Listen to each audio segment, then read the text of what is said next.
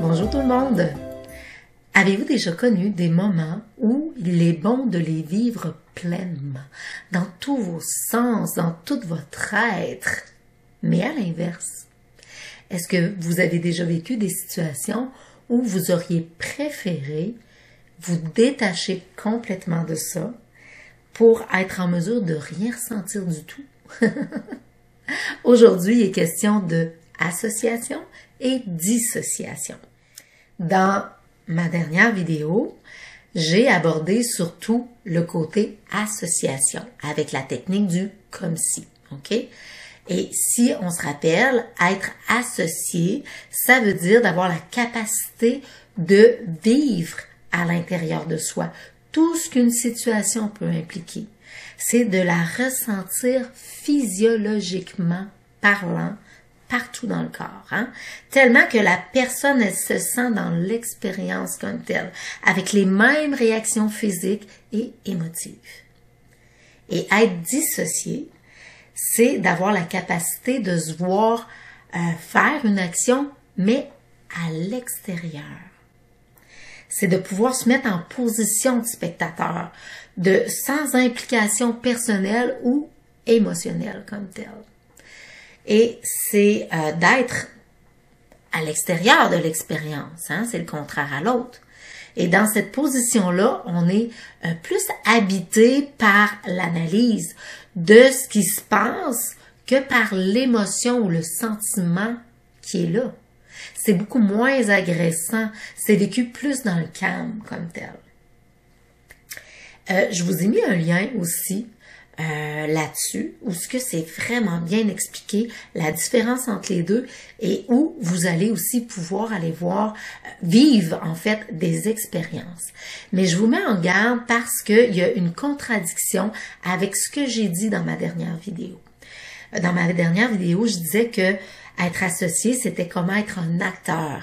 Mais dans ce lien-là, le professeur, lui, ce qu'il dit, c'est que être acteur, c'est pas nécessairement être associé, ça égale pas à ça, ça équivaut pas à ça, et qu'on peut être dissocié tout en étant acteur. Et puis pour moi, c'était difficile à saisir parce que j'ai toujours appris ça, que être acteur, c'était d'être associé. Et j'ai pas entendu dans la vidéo qui en faisait vraiment la différence.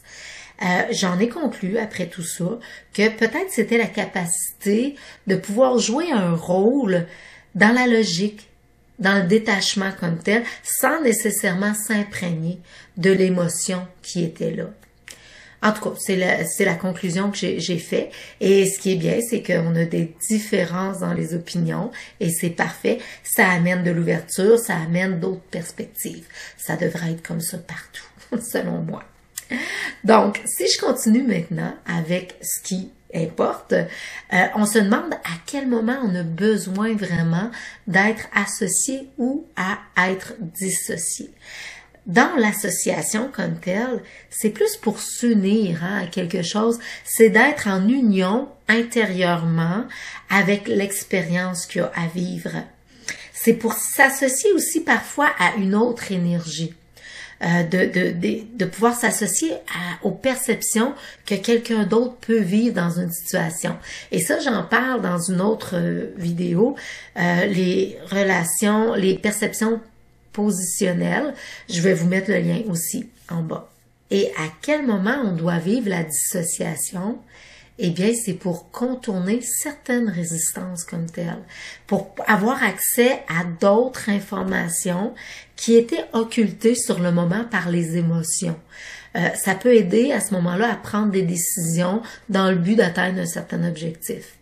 Et aussi, c'est pour prendre la distance surtout, hein, du recul par rapport à une expérience qui est trop inconfortable, où il y avait une trop grosse charge émotionnelle, sentimentale comme telle, pour pouvoir observer d'un autre angle, dans un autre état. Puis même que quand c'est trop traumatisant, eh bien, que la charge est trop présente, il y a possibilité et c'est souvent utile même, de faire une double dissociation. Donc, de se dissocier une première fois et se dissocier une deuxième fois pour avoir la possibilité de se voir, s'observer. Hein, ça devient confus tout ça, mais c'est le mieux que je peux l'expliquer. Et puis ça permet un changement de ce qui a été encodé, ce qui a été ancré comme tel, de ramener, ce qu'on peut dire, un sentiment plus sécuritaire. À ce moment-là, on joue aussi avec les effets, là, sur l'image, sur les sons, sur les sensations. Ça s'appelle des sous-modalités. Et ça va être une vidéo ultérieure. À un moment donné, je vais vous en reparler. Et puis, en hypnose, on peut faire une dissociation, mais seulement d'un membre, d'une partie de son corps. Ça s'appelle le signaling. Et ça, c'est le sujet de ma prochaine vidéo. Dans ma vie à moi, souvent, je le fais sur l'association puis la dissociation. Parce que ça, c'est quand je veux mesurer l'impact que mes paroles ou mes gestes ont eu sur l'autre ou dans une situation comme telle. Fait que je projette la situation en avant de moi, je la regarde en observateur, puis je vérifie, voir si cette scène-là me blesserait, me choquerait, ou que je la prendrais à la légère de la voir là, de l'extérieur. Et puis parfois aussi, je me mets dans les souliers de l'autre. Et puis j'évalue, je m'associe un petit peu à l'autre en évaluant ses perceptions, la façon qu'il a accueilli mes gestes ou mes paroles, pour voir l'impact que celles-ci ont eu sur la personne. Moi, aujourd'hui, dans les suggestions que j'ai à vous faire, en fait, c'est juste de vous dire de vous amuser à expérimenter.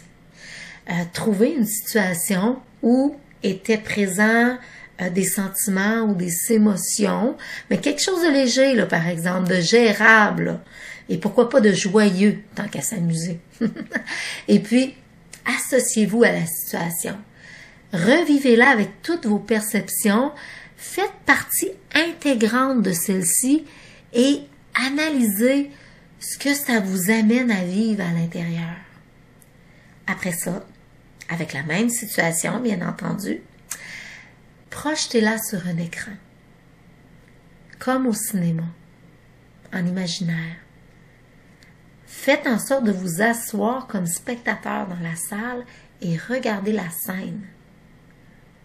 Ça fait en sorte que vous êtes à l'extérieur de la situation, puis à l'extérieur de votre corps dans cette scène-là. Et puis, analysez comment vous vivez ça.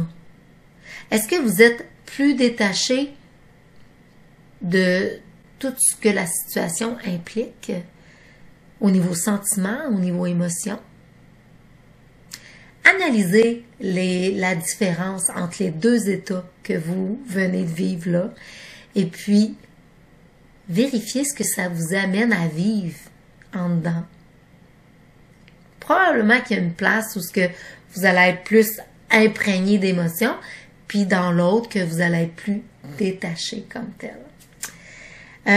Si vous aimez cette vidéo-là, je vous invite à l'aimer, à la partager, à la commenter, à poser vos questions en dessous aussi.